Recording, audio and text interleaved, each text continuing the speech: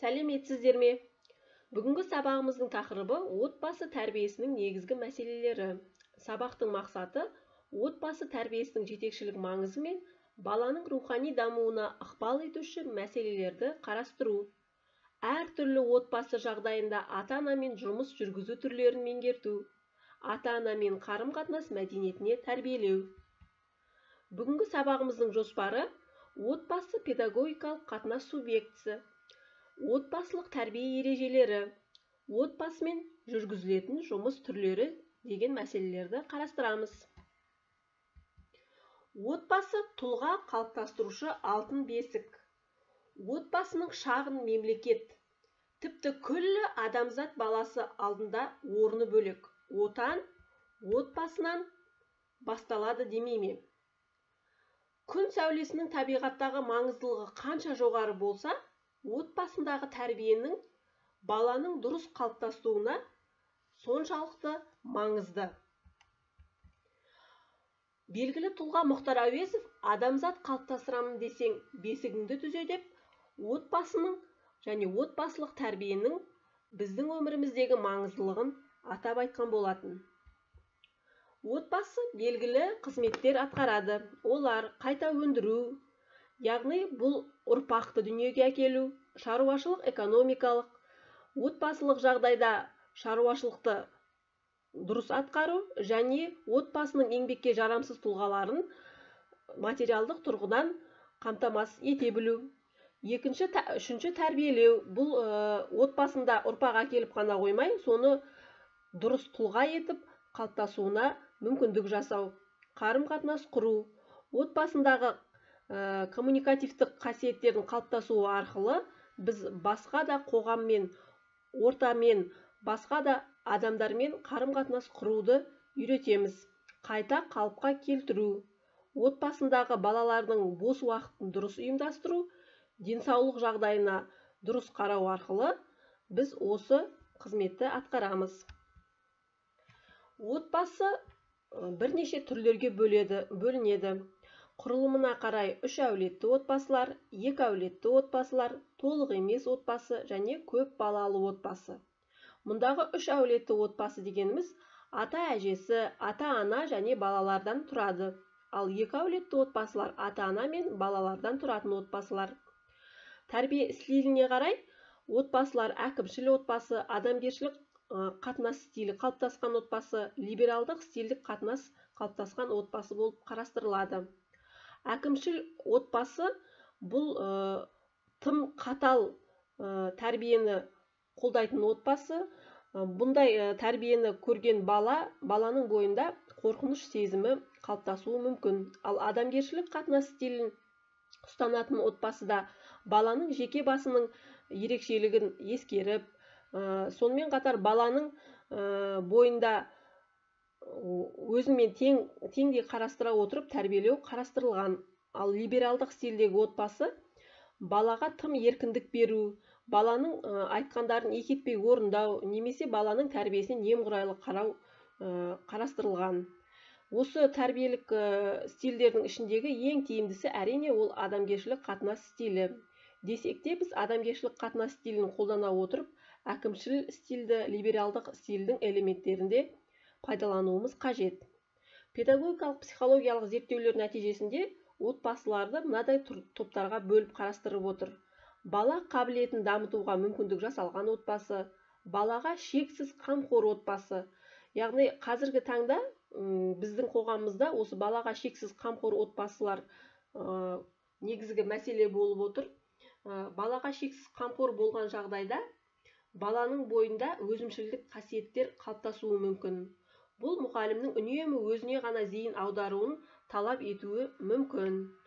Келесі қарама-қайшылықты отбасылар. Қарама-қайшылықты отбасында ата-ана бала тұрмақ ең алдымен өздері араларындағы қарым-қатынасты реттей алмай отырған жағдайлар да баршылық. Сырттай дұрыс отбасы, бірақ нағыз адамгершілік бағалықтар мен үлкен кіші арасындағы сыйластық сезімдері жоқ отбасы. Келесі бұл қиын отбасы. Қиын отбасында үнемі дөрекілік, ұрыс-керіс, осы қасиеттер тән. Сонымен қатар тәрбие деңгейіне қарай отбасын 3 топқа бөліп қарастырамыз. Бірінші топтағы мұнда бала тәрбиесін білетін ата-аналар және балаға дұрыс тәрбие бере алатын ата-аналар.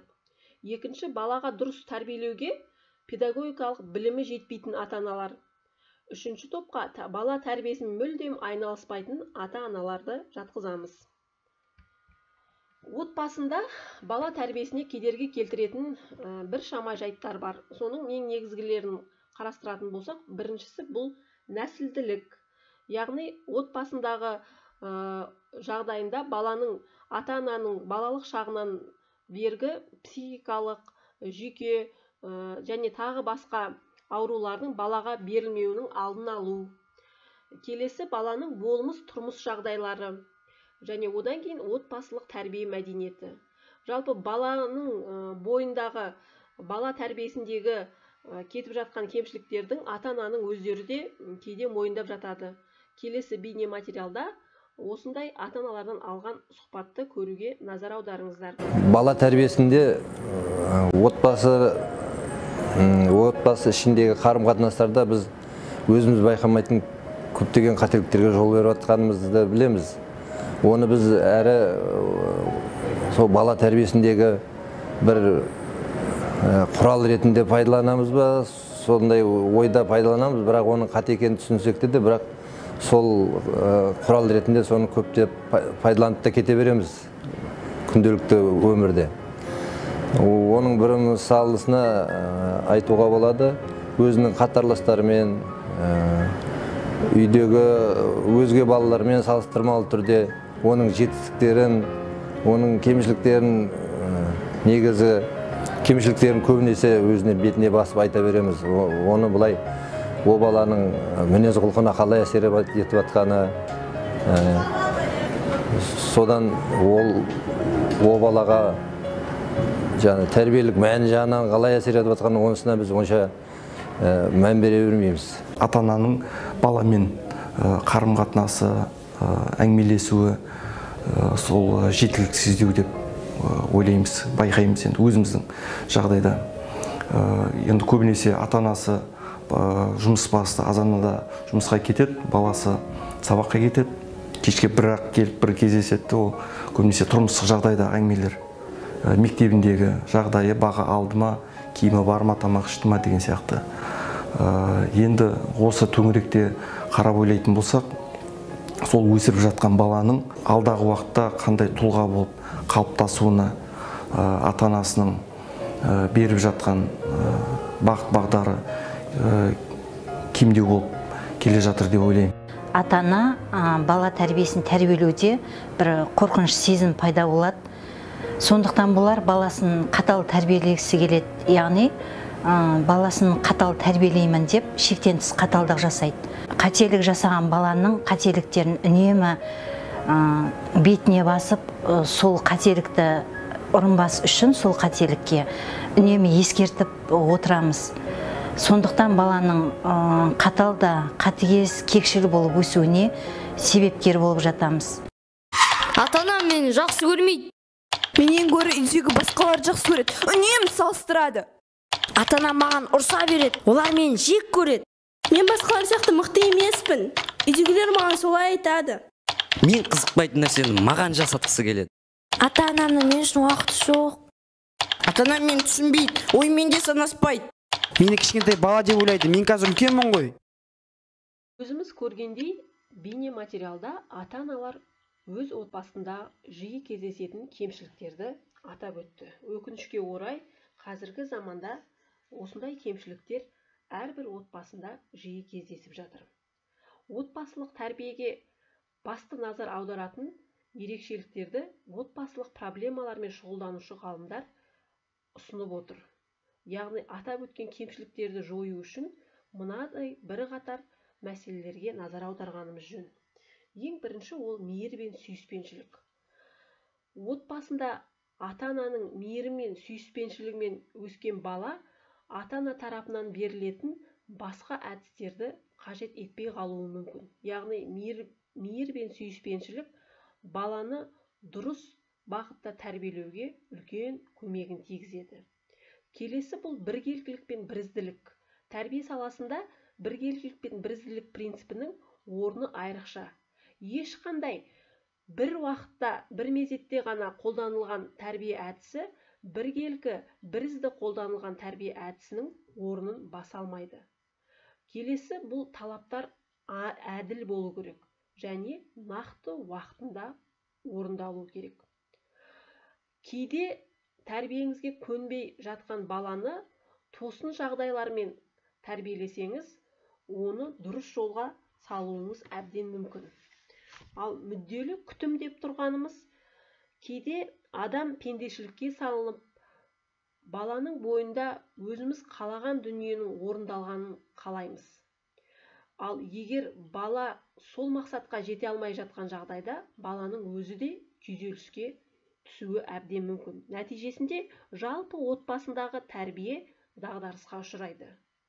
Келесі, әр бастауыңыз жаңалыққа толы болсын.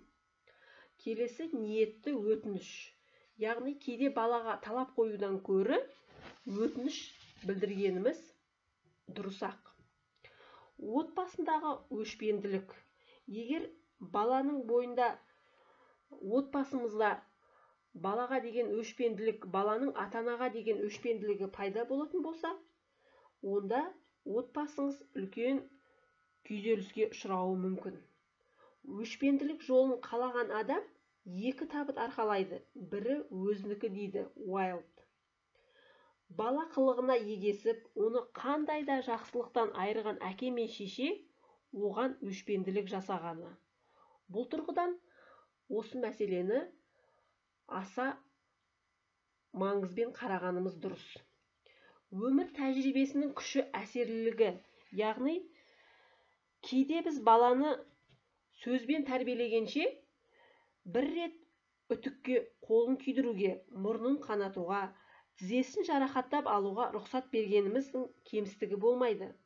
Себебі тәжірибеде көрген дүние баланың дұрыс жолға салынуына, тәрбие ықпалын көтерудің тағы да бір шарты болуы мүмкін. Осы тұрғыда біз жоғары жақта ата-ана мен жалпы отбасындағы кемшіліктер және онымен назар аударатын негізгі мәселелерге тоқтап кеттік. Ал енді отбасымен жұмыс жасаудың келесідей түрлері бар. Атап өткендердің ішінде баланың отбасына бару, сынып жетекшісі қазіргі таңда оқу жылының басында баланың отбасына міндетті түрде барады. Және баланың отбасына барып, отбасылық жағдайымен танысып, арнайы хаттама толтырылады. Екінші, отбасындағы қарым-қатынасты зерттеу. Сынып жетекшісі үшін отбасындағы қарым-қатынасты зерттеу өте маңызды. Отбасына бармас бұрын алдын ала ескертуіміз қажет. Келесі, ата-ананы мектепке шақырту. Ата-ананы тек бала тәртіп бұзған жағдайда, нашар оқи бастағанда ғана емес, ата-ананы мектепке шақыру бала тәрбиесі жөнінде пікір, тәжірибе алмасу мақсатында да болуы мүмкін.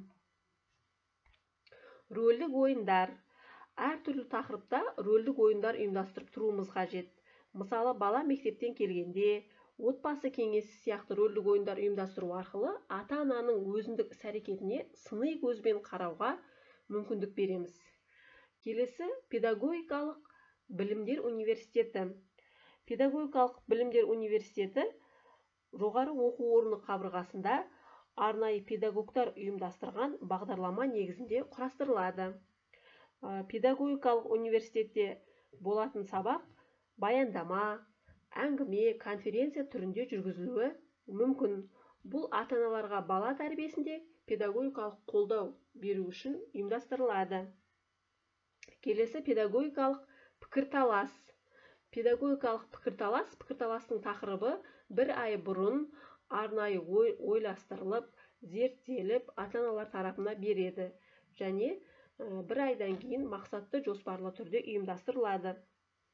Ашық сабақтар. Біз білеміз, қазіргі таңда ата-аналар көбінесе сыныптан тыс жұмыстарда, тәрбие сағатына қонақ ретінде шақырып тұрамыз.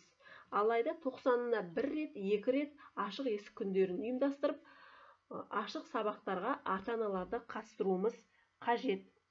Бұл қазіргі мектептің оқу іс-әрекетінің барлық ерекшелігі мен күрделілігін түсінуге және баланың сабаққа қатысуы белсенділігін ата-ананың тарапынан зерттеуге мүмкіндік береді. Сонымен қатар қазіргі таңдағы ең танымал ата-анамен жұмыс түрі бұл ата-аналар комитеті, ата-аналар алқасы деп те атайды. Әрбір сыныпта ата-аналар алқасы сайланады. Оның төрағасының негізгі міндеті ата-аналар алқасын ұйымдастыру, жоспар құру, ата-аналар жиналысын ұйымдастыруға қатысады. Сонымен қатар қазынашы, яғни сынып жетекшісімен бірге отырып шағын смета жасайды. Ата-аналармен жұмыс жасау барысындағы ең маңызды және ең танымал түрі бұл ата-аналар жиналысы бұл жылына 4 рет болады. Ең бірінші ата-аналар жиналысы қыркүйек айында ұйымдастырушылық мақсатта болады. Яғни ол жиналысқа келесі нұсқаулықтар бойынша бірінші жиналысты өткізуі мүмкін. Келесі осы ата-аналар жиналысы екінші, үшінші ата-аналар жиналысы белгілі бір тақырып негізінде өтеді. Ол сыныптағы жалпы ата-аналардың ахуалы, отбасылық жағдайына байланысты әртүрлі тақырыптар алуларыңызға болады. Мысалға, отбасында қайшылықтар жою, баланың кітап оқу мәдениетін жетілдіру сияқты тақырыптар ала отырып, ата-аналар жиналысын өткіземіз. Ата-аналар жиналысының арнайы жоспарын құрамыз. Тиімді құрылған жоспар ата-анаға бала тәрбиесіне педагогикалық қолдау көрсетуге өз септігін тигізеді. Енді осы тұрғыда мен сіздерге мынадай практикалық тапсырма бермекшімін. Белгілі бір тақырып таңдап алып, ата-аналар жиналысын жоспарын құрыңыздар.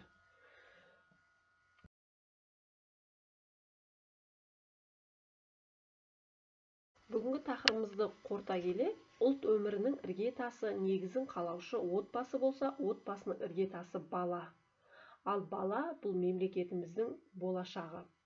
Сондықтан бүгінгі тақырыбымызда біз отбасымен жұмыс жасаудың түрлері, отбасындағы болатын кемшіліктерді білу арқылы, зерттеу арқылы болашақта мамандығымызда отбасымен дұрыс жұмыс жасай аламыз деген ойдамын. Үйге тапсырма тақырып бойынша теориялық материал толықтыру. Білім параграф платформасында педагогикалық тапсырманы орындау. Идеалды ата-ана моделін құру. Пайдаланылған әдебиеттер және сілтемесімен көрсетілді. Кері байланысты Бота Бегузакова email.ru почтасына және мына көрсетілген номер бойынша WhatsApp, Telegram желісінде білім параграфы арқылы жүзеге асырасыздар. Назар қойып тыңдағандарыңызға рахмет. Сау болыңыздар.